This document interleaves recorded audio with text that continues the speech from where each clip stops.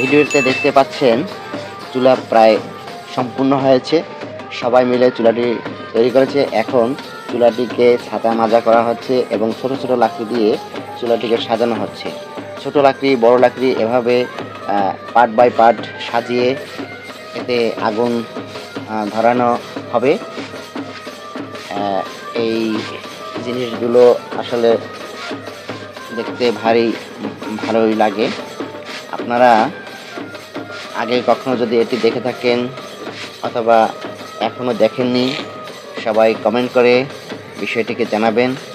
এর পরবর্তী পার্টে চমকপ্রদ বিষয় আছে।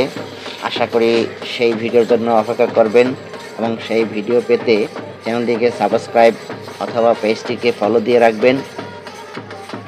আপনাদের কমেন্ট করে আপনাদের মূল্যবান মতামত জানাবেন। ভিডিওটি যদি আপনাদের কাছে ভালো লেগে থাকে শেয়ার করে রাখবেন। তাদের আগুন জ্বালানোর আগে তাদের কতগুলো ক্রিয়াকর্ম আছে সেটিকে তারা সম্পন্ন করছেন। চুলার চারিপাশে প্রদক্ষিণ হচ্ছে এবং জিকির হচ্ছে এবং আরও কিছু দোয়া দুরুদ হচ্ছে। তারা কি আসলে করছে বা কি পড়ছে সেগুলো আমরা জানি না, আমরা শুধু দর্শক হিসেবে দেখেছি।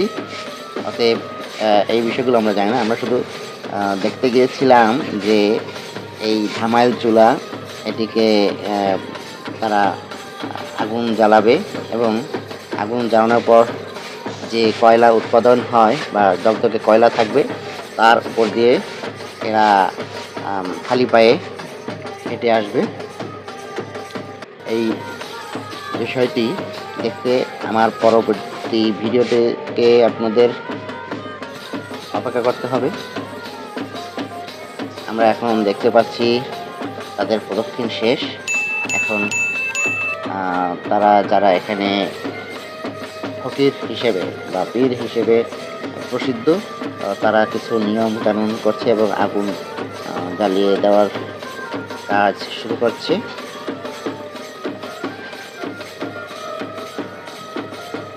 আগুন জ্বালিয়ে দিল, সবাই পাটখড়িতে আগুন জ্বালালো। পাটখড়ি থেকে আগুন জ্বালিয়ে চুলায় আগুন জ্বালানো হবে এবং এই চুলা ধাউ ধাউ করে আগুন জ্বালবে।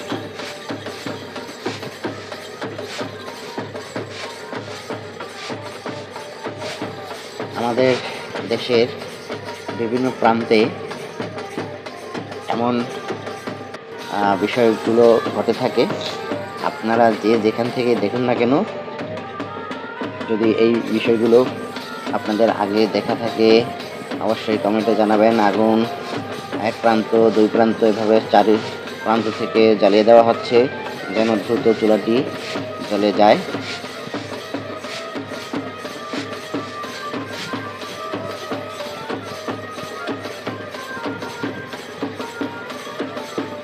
আগুন খুব দ্রুত জ্বলছে এবং এই আগুনের চারিপাশে প্রদক্ষিণের জন্য 7টি বাস নিয়ে 7 বার প্রদক্ষিণ করা হবে।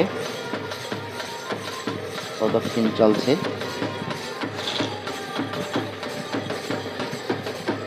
প্রদক্ষিণ শেষে এই বাসগুলো আবার যেই স্থান থেকে নেওয়া হয়েছিল সেইখানে আবার সুন্দরভাবে সাজিয়ে রাখা হচ্ছে। পরবর্তী ভিডিওটা কিন্তু অবশ্যই আকর্ষণীয়। আপনারা পরবর্তী ভিডিওটি দেখবেন। সেখানে আছে চমকপ্রদ সেই চমৎকার বিষয়, যেটির জন্য আমরা রাত্রি জাগরণ করেছি। আগুন প্রায় নেবু মানে আগুন জ্বালা শেষ, এখন দগ্ধ কয়লা আছে। আর এই কয়লার উপর দিয়েই